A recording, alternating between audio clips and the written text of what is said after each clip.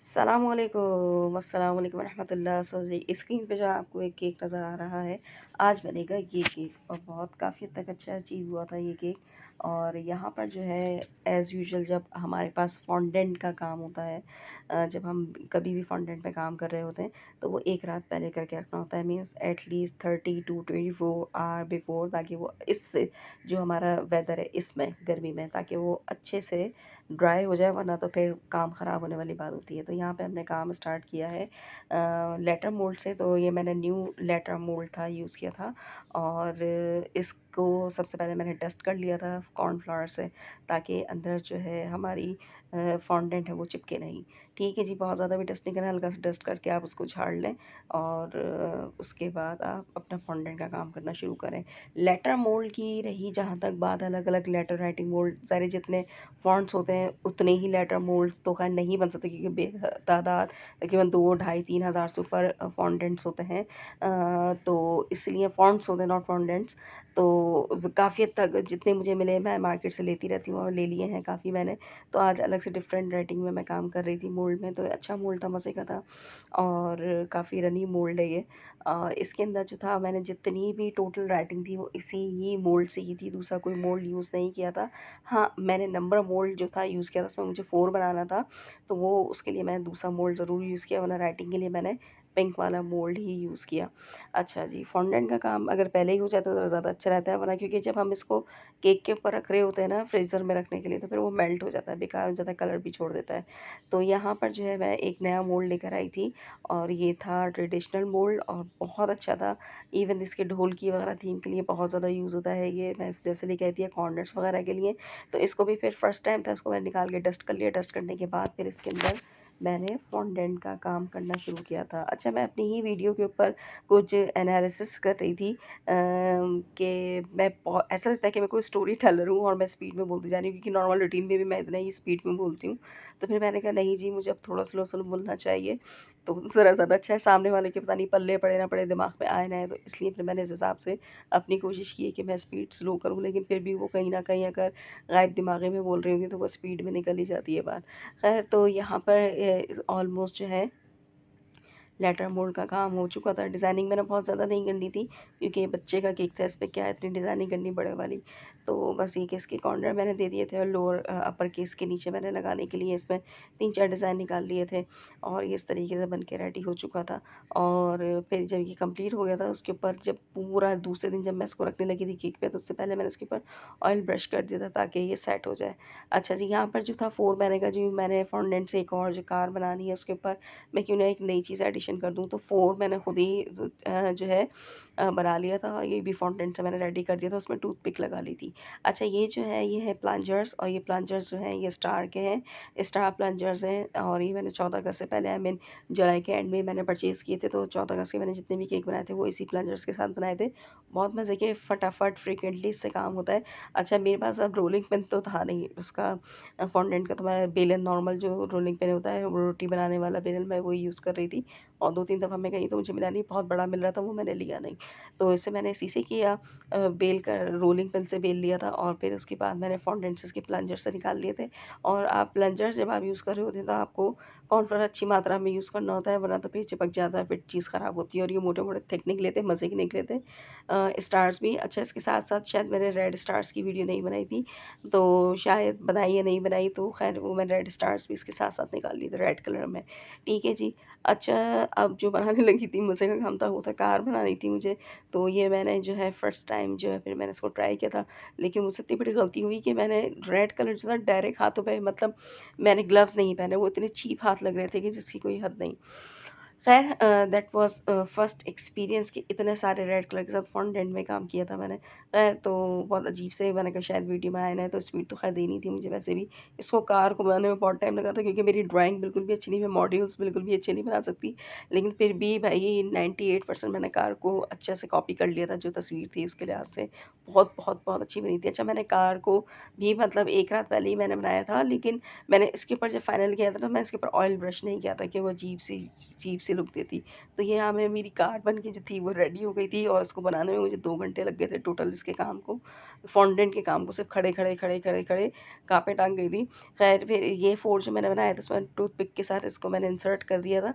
मैं I mean यहाँ पे इंसर्ट करके देख रही थी कि ये सही रहेगा या नहीं रहेगा। मैंने बहुत से काम देखे फॉन्डेंट के, लोग पीछे से इतना चीप छोड़ देते हैं, लेकिन मैंने इसके पीछे भी ब्लैक फॉन्डेंट लगाया ताकि बैक से चीप ना लगे, इसमें टूथपिक लगी हुई नज़र ना आए।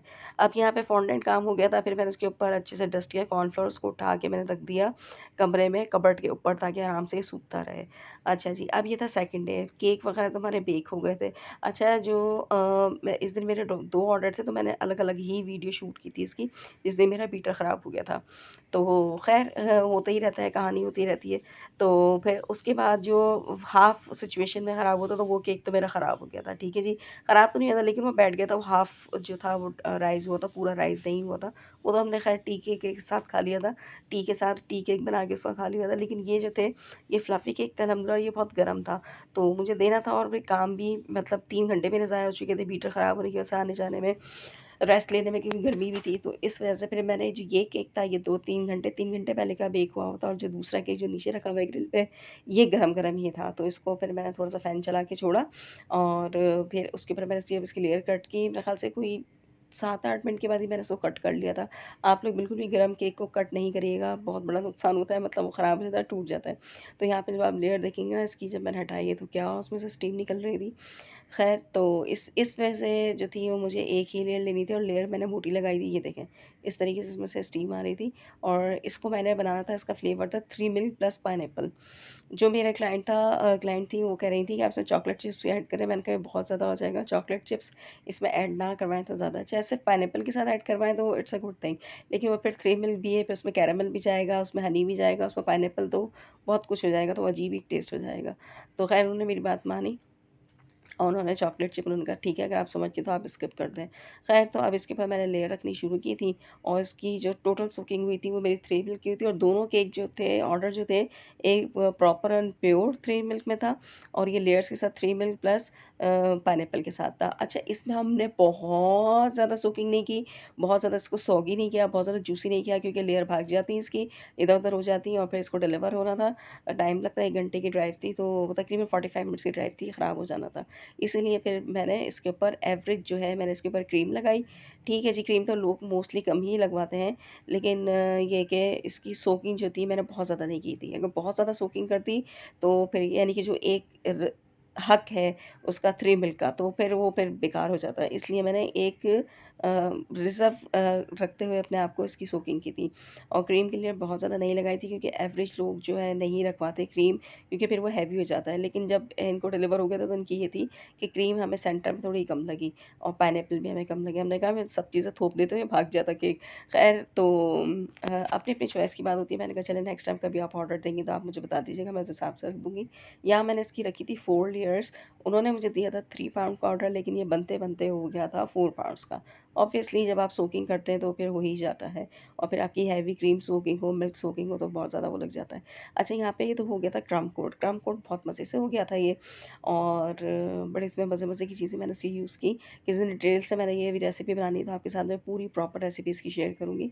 तो क्रम्ब कोट करके मैंने इसको फ्रिज में रख दिया था, तकरीबन ये 2.5 घंटे करीब मैंने इसको क्रम्ब कोट करके रखा था, 1 घंटा फ्रीज़र में, उसके बाद 1.5 घंटा इसको मैंने फ्रिज में रख दिया था निकाल के, ताकि बहुत ज़्यादा फ्रोज़न कंडीशन में ना चला जाए, क्योंकि इसमें मैंने 3 मिल की सोकिंग की थी, तो उसको फ्रीज़र में रखना हर हाल में ज़रूरी था, वरना ये जब हमने फाइनल इसकी फ्रॉस्टिंग करनी थी तो इसको बह जाना था, इसलिए पहले मैंने इसको फ्रीज़र में रख दिया था।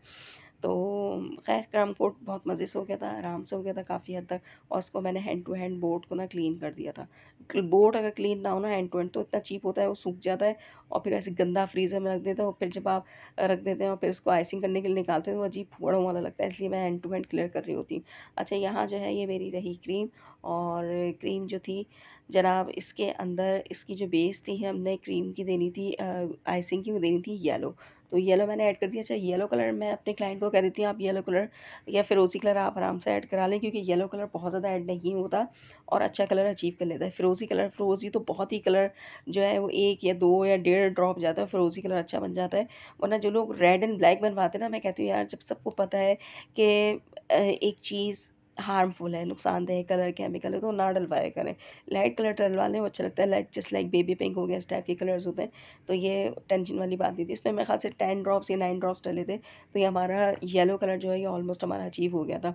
और क्रीम जो थी गर्मी थी, क्रीम हल्की-हल्की सी मैट हो रही थी, तो मैंने इसको दोबारा फ्रीज़र में रखा, फ्रिज में रखा और फिर इसको मैंने बीट नहीं किया था, मैंने इसको स्पैचुला से अच्छे से ओवर मिक्स करके और फिर इसकी मैंने आइसिंग की। आइसिंग करने में टाइम लगता है, फिनिशिंग देने में टाइम लगता है, आइसिंग तो हो जाती है, लेकिन फिनिशिंग देने में बहुत ज़्यादा टाइम लग जाता है। बाज़ औक़ात तो जब गर्मी होती है और टेम्परेचर अच्छा नहीं होता और मेल्टिंग पोज़ीशन में जा रहा होता है, तो बस यकीन करें आँसू निकल जाते हैं और बहुत ज़्यादा जलाल आ रहा होता है, गुस्सा आ रहा होता है कि ये सेट क्यों नहीं हो रही। बार-बार फ्रिज में रखना पड़ता है, क्योंकि मैं करती हूँ काम किचन में और मेरा किचन है सहन में, और सहन में तपती हुई धूप और हब्स, बेहद ज़्यादा गर्मी होती है, तो बहुत मुश्किल होता है किचन में काम करना। So I am thinking over on it, मैं इसमें कुछ काम करने का सोच रही हूँ कि मेरे पास कॉरिडोर में अच्छी खासी वास्ट जगह है, तो मैं वहाँ कुछ अपना ये सेटअप करूँ। Let's see it will be in future. So बात करते हैं अभी की। तो ख़ैर ये हो गई थी, इसको मैंने 2 दफ़ा, मुझे इसको तकरीबन फ्रिज में रखना पड़ा था ताकि ये सेट हो जाए, और फिर ये आराम से हो गया था सेट। अच्छा जी, तो यहाँ पे जब सेट हो गया तो इसके अंदर इसके ऊपर जो भी एक्स्ट्रा क्रीम लगी थी वो मैंने लेके हटा दी थी, और फिर उसके बाद ये जो फॉक्स बॉल लगनी थी उसके ऊपर, ये फॉक्स बॉल की सेटिंग मैंने कर दी थी। गोल्डन, ब्लैक और रेड के साथ थी। Fox ball black and golden थी और फॉक्स हार्ट जो थे वो रेड थे।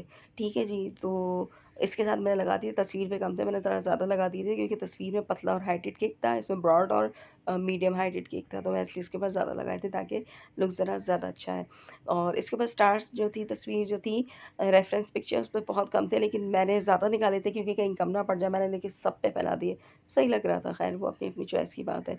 और इसके ऊपर जो कार्ड थी, कार्ड लगा दी थी। जब मुझे ये हो रहा था कि मैं इसको फ्रीज़र में रखूँ, फ्रिज में रखूँ तो ये मेल्ट ना हो जाए, लेकिन अल्हम्दुलिल्लाह कार्ड जो है अच्छे से ड्राई हो चुकी थी, क्योंकि जब आप 30 घंटे पहले, 24 घंटे पहले काम करके रख दें फॉन्डेंट का, तो अल्हम्दुलिल्लाह वो मेल्ट नहीं होता।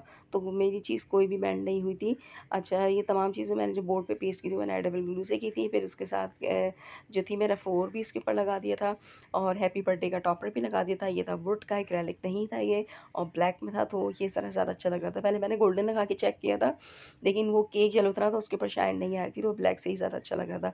प्रोमिनेंट केक मेरे इसलिए नहीं होते, मैं इसके ऊपर भी कुछ सोच रही हूँ क्योंकि मैंने ये थे क्या कहते हैं, ट्रेडिशनल टाइल्स लगवाए थे अपने किचन में जब ये घर बन रहा था, तो इसके ऊपर ना मिक्स हो जाता है डिज़ाइन विज़ाइन, तो मैं सोच रही हूँ कोई एक वाइट शीट खरीदूँ ताकि उसके ऊपर बैकग्राउंड अच्छा है और पता चले कि हाँ जी क्या काम हुआ है। अच्छा, इसके ऊपर भी मैंने तमाम चीज़ें लगा के फ़िक्स कर दी थी। इसमें लिखना था हैप्पी 4th बर्थडे अफ़ान, और फिर उसके साथ जो ट्रेडिशनल जो मैंने मोल्ड के जो डिज़ाइन निकाले थे वो लगा दिए, तो एक अल्हम्दुलिल्लाह लुक अच्छा आ गया था। अच्छा, पहले मैं सोची थी इसके ऊपर मैं स्प्रिंकल्स करूँ, फिर मैंने कहा नहीं, स्प्रिंकल्स तो मोस्टली लोग करवाते ही हैं। स्टार्स जो ये फॉन्डेंट के मैंने निकाले जो थे, तो इसी को ही मैंने पेस्ट कर दिया था, इसके ऊपर रख दिया था। अच्छा, मुझे ये हो रहा था कि मैं इसको फ्रिज में रखूँगी तो स्टार बहने शुरू हो जाएँगे, लेकिन अल्हम्दुलिल्लाह, अल्हम्दुलिल्लाह, अल्हम्दुलिल्लाह, फॉन्डेंट का काम अगर अच्छे से ड्राई हो जाए, फिर आपकी फॉन्डेंट कहीं पे भी नहीं जाती। अच्छा, जो इसकी कार बनी थी उसके अंदर मैंने टाइलोस पाउडर ज़्यादा यूज़ किया था, तो इसलिए मैं मेरे क्लाइंट को कहती हूँ कि कोशिश करें बच्चे ना ही खाएँ तो अच्छा है, कहीं किसी का पेट ख़राब होने का खदशा ना हो या कोई मसला ना हो। टाइल्स पाउडर हालाँकि डाला तो नॉर्मल मात्रा में था, लेकिन फिर भी ख़्याल करना चाहिए क्योंकि केमिकल इज़ केमिकल। हालाँकि एडिबल होता है, लेकिन फिर भी।